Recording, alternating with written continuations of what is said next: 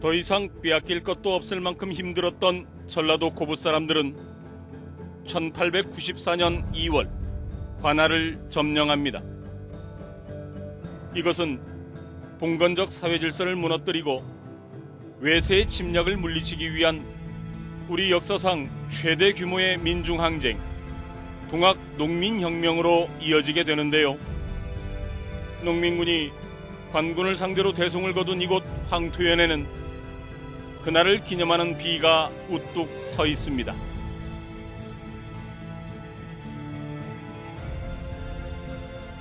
저는 지금 황토현 전투가 벌어졌던 곳에 세워진 갑오 동학혁명기념탑 앞에 서 있습니다. 지금으로부터 120여 년 전 세계사의 한 획을 그었던 갑오 동학농민혁명,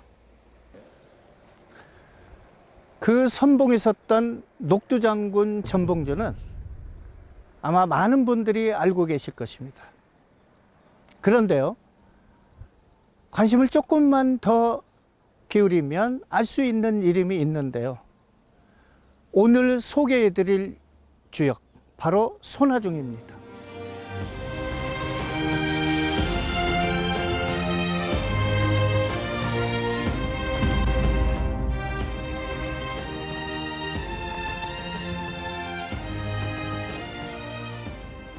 황토현 전투가 벌어진 역사의 현장. 1894년 5월 11일 동학농민군의 승전보가 울려 퍼졌던 그날이 올해 드디어 국가기념일로 지정이 됐습니다. 이 일대에는 갑오년의 정신을 기리기 위한 공간들이 자리하고 있는데요. 그 가운데 이곳 동학농민혁명기념관에 들어서면 19세기 농민봉기에서부터 이것이 어떻게 농민혁명으로 발전해 갔는지를 살펴볼 수 있습니다. 동학혁명의 단초가 됐던 사발통문, 그리고 전봉준으로 대표되는 농민군 지도자의 마지막 순간까지 마주할 수 있는데요. 전봉준과 더불어 동학농민군을 이끌었던 지도자들 가운데 가장 젊고 온화했던 사람이 바로 손아중 장군입니다. 그는 약관의 나이에 지리산 청학동으로 들어가 동학에 입도를 하게 된 것으로 알려져 있습니다.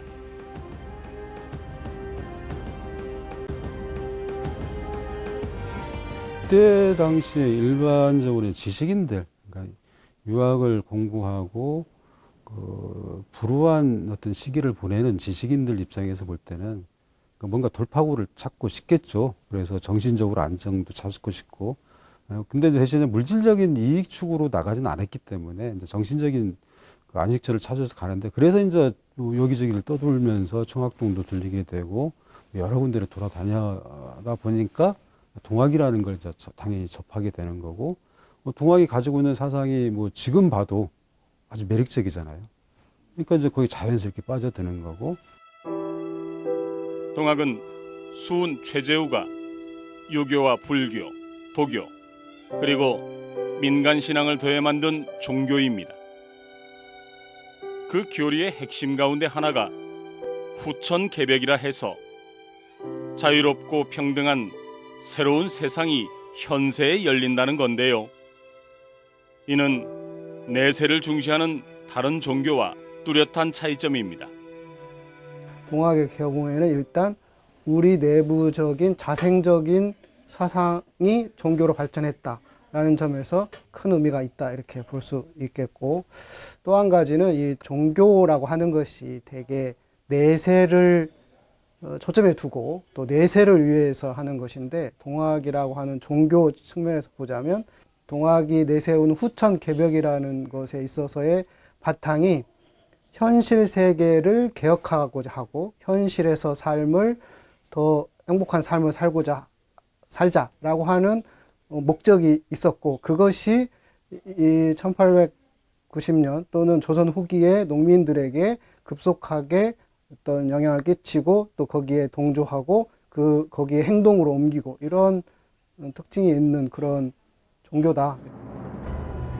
최재우를 믿고 따르는 동학도들이 늘어나자 위기의식을 느낀 조정에서는 혹세무민한다는 올가미를 씌워 1864년 그를 처형하게 되지요. 그로부터 10여 년이 흐른 1880년경 지리산에 들어가 현실개혁을 주창하는 동학의 이념을 접하게 된 손화중. 이후 그가 동학의 정신을 전파하기 위해 찾은 곳은 고향 땅 정읍이 아닌 바로 이곳 무장이었습니다. 읍성 안에는 당시 이 고을의 위상을 짐작케 하는 객사가 남아 있습니다. 고부군, 태인현, 정읍현 세 개가 합쳐져서 지금 정읍시가 된 거고요. 고창군 같은 경우도 무장현, 흥덕현, 고창현 세 개가 합쳐서 지금 현재 고창군이 됐는데 그때 당시에 가장 컸던 곳이 고부군하고 무장현이었어요. 손화중 입장에서는 자기가 태어난 곳은 현재 정읍시, 정읍현인데 거기에서 포교를 하려다 보니까 아무래도 더 넓은 곳으로 가고 싶다라고 해서 무장으로 가게 되는 거거든요.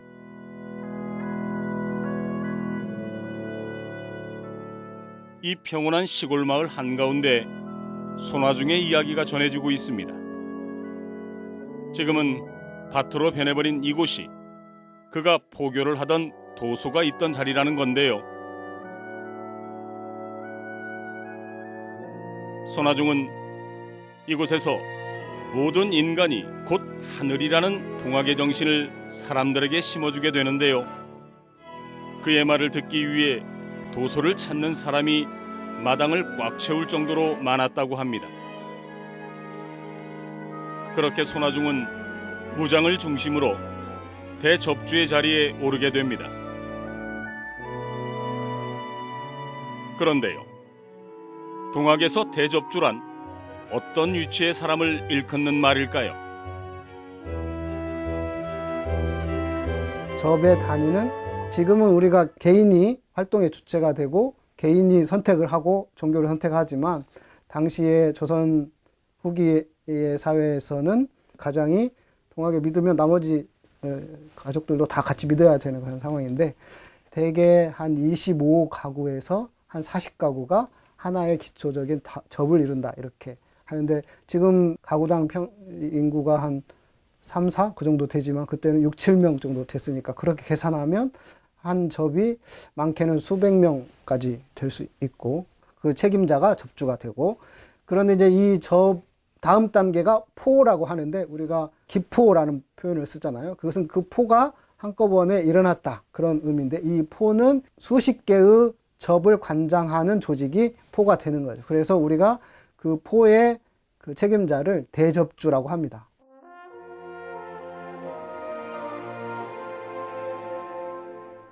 동학혁명 당시 대접주였던 손화중의 나이는 34. 사진에서도 확인할 수 있는 것처럼 그는 매력적인 인물이었습니다. 인상도 좋고 또 어떤 포용력도 있고 그렇기 때문에 또 많은 그 조직들이 사람들이 거기에 이제 호응을 하게 된 것이 아닌가 그런 생각이 들고 뭐 그런 에피소드도 있습니다. 그러니까 염랑이라고 하는 것이 있는데 그 염랑은 젊은 처자들이 자기가 흠모하는 사람들에게 주는 것인데 손화중에는 16개의 염랑을 차고 있었다. 그러니까 많은 그 사람들이 손화중을 흠모하고 좋아하고 그랬다. 그런 거기에 더해 그를 더욱 특별하게 만들어준 에피소드가 있습니다. 바로 이곳 선운사 도소람 뒤에 새겨진 마애불과 관련된 건데요. 선운사를 창건했다고 알려진 검단 선사가 이 마애불에 비기를 숨겨두었는데 이것을 꺼내어 보는 사람이 세상의 주인이 된다라는 이야기가 전해 내려왔다는 건데요. 동학 농민혁명이 일어나기 2해 전인 1892년 무장의 대접주였던 손화중이 마애불 배꼽에서 그 비기를 꺼냈다는 소문이 퍼지면서 그를 직접 보려는 사람들이 구름처럼 몰려들었다는 겁니다. 최근에 나오는 이야기들로는 그 1820년에 전라 감사하러 왔던 이서구라는 사람이 마애불 배꼽에 비기가 있다. 그래서 이걸 꺼내보겠다라고 해서 갔답니다. 그래서 이제 딱 꺼내려고 하는 순간에 천둥번개가 막 갑자기 막 치니까 놀래가지고 다시 넣었다는 거예요. 손아중이 그 이야기를 듣고 아, 그러면 내가 한번 꺼내보겠다라고 해서 그걸 꺼냈답니다. 그거를 손아중이 가졌다면 새로운 세상을 건국할 수 있는 그런 사람이 아닐까라고 생각해서 많이 따랐다고 이야기가 되고 있습니다. 나중에 관가에 소문이 들어가서 이제 어찌 보면 도둑질을 한 거잖아요. 그래서 잡으려고 했는데 그의 부하들은 잡혔을지언정 손아중은 잡히지 않았기 때문에 사람들은 더욱 진짜 신비한 능력을 가지고 있나 보다 해서 더 많은 사람들이 따랐다고 합니다. 그런데요, 이 마애불의 배꼽 속에 숨겨놨던 비기를 꺼내보는 이가 새로운 세상을 연다는 풍문은 어디에서 비롯된 걸까요? 당시에 조선이 개국한 뒤에 500년이 지나면 선운사 도서람 마의 미륵불의 비결이 꺼내지는 날 조선 왕조가 멸망할 것이라고는 그런 유언비어가 유포되어 있었습니다. 근데 사실은 이거는요, 맹자의 순환사관에 기초를 둔 겁니다. 맹자의 순환사관이라고 하는 것은 왕조는 500년을 주기로 왕도에 의한 정치가 한번 다스려지고 그 뒤에는 패도에 의한 정치 500년이 이어진다. 이것을 일러서 일치일난이라고 합니다. 한번 다스려지고 한번 어지러워진다. 손아중 장군이 선운사 도서람 마의 미륵불의 배꼽 속에 있는 비결을 꺼낸 것은 1892년입니다. 그러니까 조선 왕조가 건국된 뒤 500년이라는 조건을 지금 충족시킨 것이죠.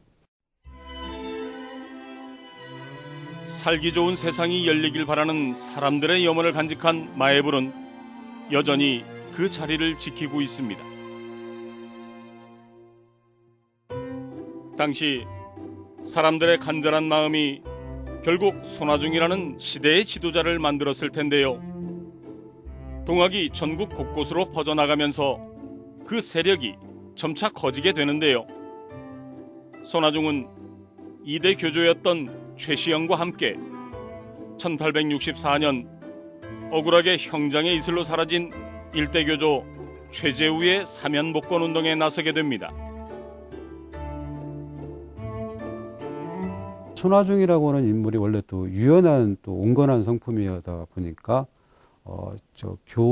교주였던 최시영하고도 관계가 제일 또 좋았고, 그러니까 일반 그 동학농민혁명의 3대 지도자 또는 5대 지도자를 얘기하는 중에서도 손아중이 그 교단, 동학교단하고는 가장 밀접한 관계를 가지고 있었고, 가장 또 온건한 태도를 유지하고 있었고, 그런 면에서 손아중의 존재가 컸던 거죠.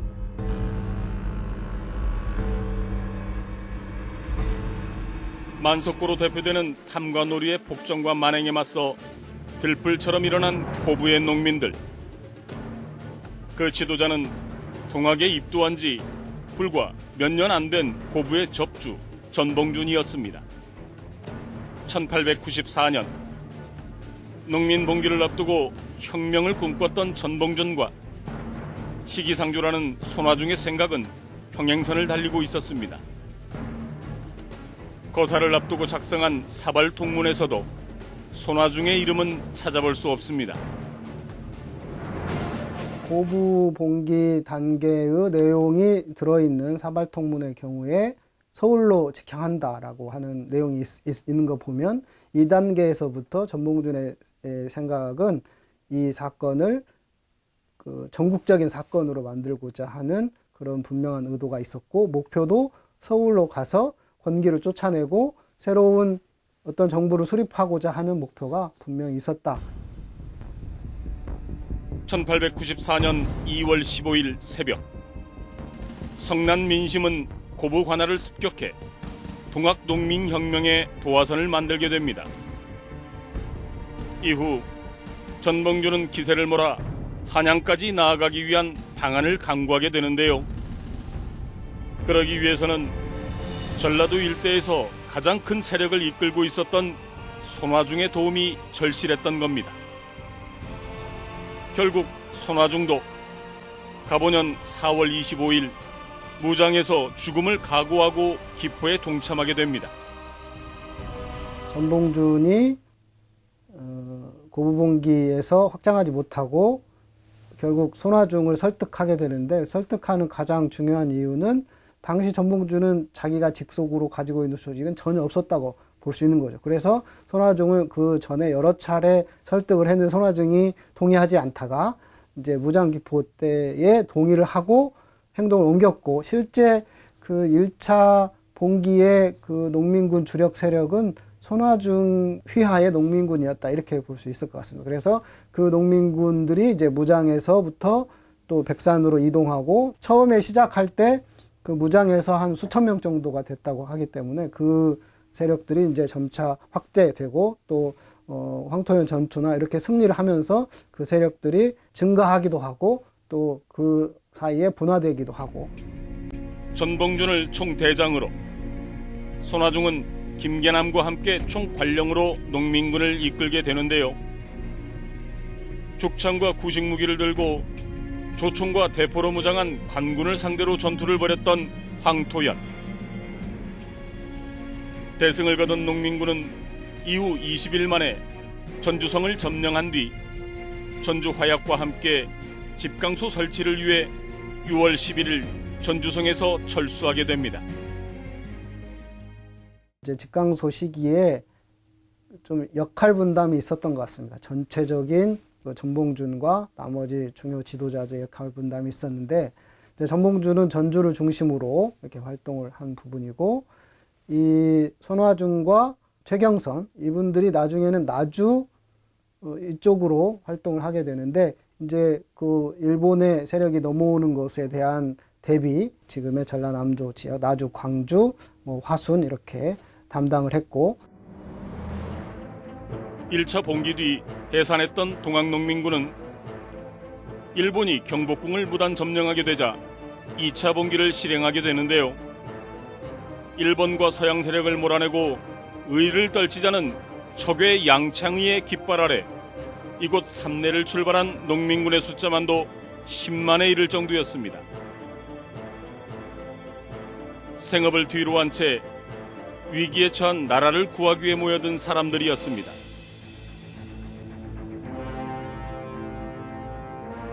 한양을 향해 가던 동학농민군은 공주 우금치에서 일본군과 결전을 벌이게 되는데요. 하지만 신식무기 앞에 동학농민군은 결국 처참한 패배를 맞이하게 됩니다.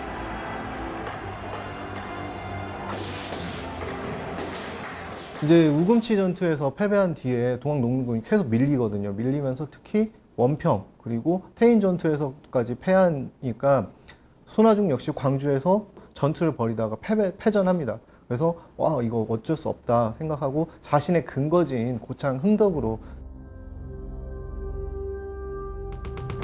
나주성을 점령하기 위해 전투를 벌였던 손화중 장군도 활약의 열세 탓에 무너지고 맙니다.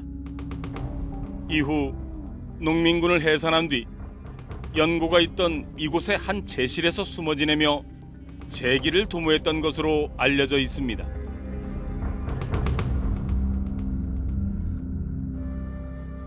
이와 관련해선 그의 성품을 짐작케 하는 일화가 전해지고 있습니다. 그 숨어 지내는 동안에 전봉준과 김계남 장군이 잡혔다는 그 소식을 듣고 사태가 기울었음을 직감을 하고 제실직인 이봉우를 부릅니다. 불러서 내가 그 안에 너에게 진 신세를 갚겠다. 나는 어차피 잡혀갈 몸이다. 그러니 나를 신고해서 후한상을 받아라 하는 이야기였습니다. 실제로 그 제실직인은 그 손화중 장군을 고발함으로 해서 나중에 그런 1등 군수 자리를 얻었다고 합니다. 이런 면에서도 역시 마지막 하는 순간까지도 그 주위에 있는 자기의 신세를 진 그런 제실지기까지 염려하는 또 생각해주는 그런 인간적인 면모를 엿볼 수가 있다. 조용한 이 시골 마을에 유심히 봐야만 보이는 표지판이 하나 있습니다. 120여 년 전 이 일대를 호령하던 동학의 대첩주 손아중 장군의 생가터가 바로 이곳입니다. 손아중 같은 경우는 지금 정읍시 과교동 일대에 대대로 지주 집안이었다고 하거든요. 그래서 밀양 손씨 집안이 그 일대에 상당한 부를 가지고 축적했을 가능성이 매우 높습니다. 그렇기 때문에 뭐 글 공부도 뭐 전봉준 장군이라든지 이런 사람들에 비해서 좀 유복하게 했을 가능성이 높은데, 만약 동학에 투신하지 않았다면 그 당대뿐만 아니라 후손들까지 넉넉하게 살았을 확률이 매우 높죠. 뭐랄까, 동학에 투신하면서 가시밭길을 걸었다고 할 수 있습니다. 동학 농민혁명의 3대 지도자 가운데 가장 젊고 가장 큰 세력을 이끌었던 대접주 손아중 장군. 선운사 도소람 마애불의 비기와 관련된 그의 전설과도 같은 이야기는 지금도 여전히 회자되고 있습니다. 당시 힘든 나날을 보냈던 사람들이 기다렸던 건 손아중과 같은 따뜻한 리더십의 새로운 인물이었을 겁니다.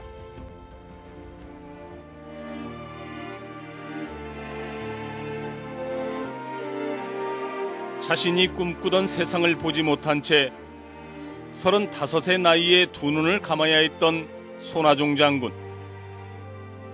죽어서도 가족의 곁으로 돌아오지 못한 그를 기리기 위해 뒤늦게나마 후손들이 만들어 놓은 묘소에는 가보년 총괄령 손아중의 이름이 깊이 새겨져 있습니다.